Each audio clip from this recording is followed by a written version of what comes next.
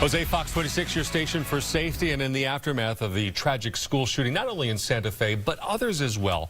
A lot of people are quick to suggest better school security, but what tools are available to prevent a school shooting or at least maybe deter a shooter? Michael Yorio with SSI Guardian is one of the companies that school districts call to try to lead them through this process, and he joins us this morning. Good to have you with us, Michael. Thanks. Good morning. How are you? Yeah, good. We're well. Unfortunately, it is such a familiar story. So where do you start with a school district, a school that says, "Help us be safer"? So it really all starts with the basics. When I say basics, following best practices on both on the mental health side and the security side.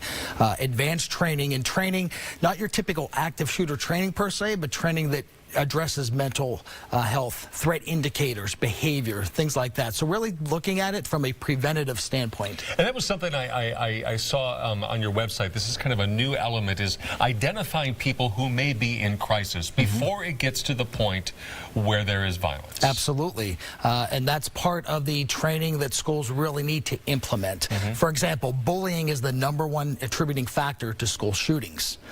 So we will find out probably in this case, let's let the investigation play out, but more often than not, that will be the cause, at least one of the causes that the shooter took action. All right, sometimes these sorts of preventative measures don't apply, so violence is there at the doorstep. We had a security expert yesterday, grew up in Israel, talks about perimeters of security.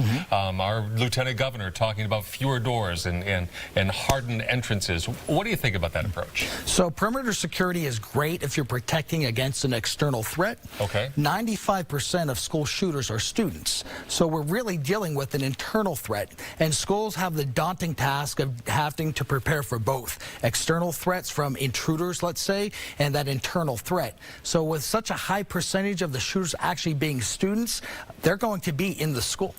When you talk to a school district, when you talk to administrators and they are desperate for some ideas, how confident are you that there are functional ideas that can work? There are a plethora of existing solutions today.